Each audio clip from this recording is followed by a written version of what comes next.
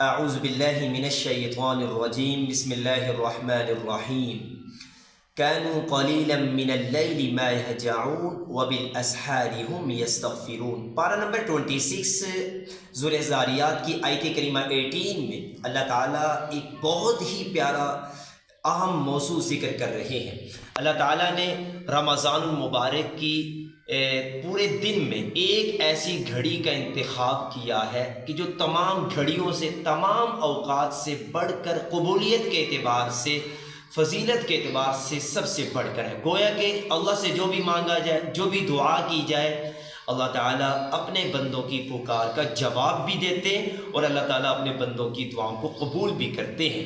وہ وقت، وہ ٹائم، وہ لمحہ صبح سحری کے وقت ہے۔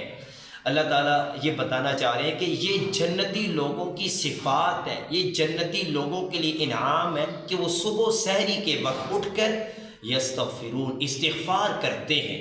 سحری کے وقت استغفار کرنا یہ جنتی لوگوں کی صفات میں شامل ہے۔ تو اس لیے جب بھی صبح اٹھیں روزے رکھنے کے لیے، سحری کا اہتمام کرنے کے لیے، تو آپ کھاتے پیتے ہوئے، چلتے پھرتے ہوئے، بھلے آپ جس بھی حالت میں ہو، یعنی اللہ کو یاد کرتے رہیں، استغفار کرتے رہیں۔ استغفار بہت بڑا اختیار ہے، استغفار بہت بڑی دولت ہے۔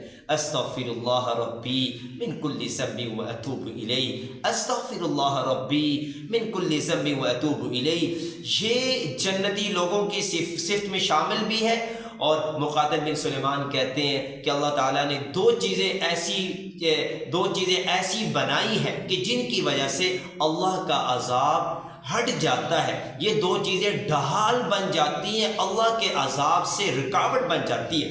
ان میں سے ایک چیز اللہ نے اپنے پیارے نبی صلی اللہ علیہ وسلم کو بنایا اور نبی صلی اللہ علیہ وسلم اس دنیا فانی سے پردہ فرما گئے۔ اور دوسری چیز ابھی ہمارے پاس موجود ہے، وہ چیز استغفار ہے۔ اگر ہم استغفار کریں گے، اپنے گناہوں کی معافی اللہ سے مانگیں گے، اللہ ہمارے گناہوں کو معاف کر دے گا اور آزمائشوں، پریشانیوں اور عذاب سے اللہ ہم سب کی حفاظت فرمائے گا۔ اللہ تعالیٰ ہمیں ان آیات کریمہ کو صحیح طرح سمجھ کر صحیح معنوں میں استغفار کی دولت ہم سب کو عطا فرمائے۔ آمین۔ اللہ حافظ۔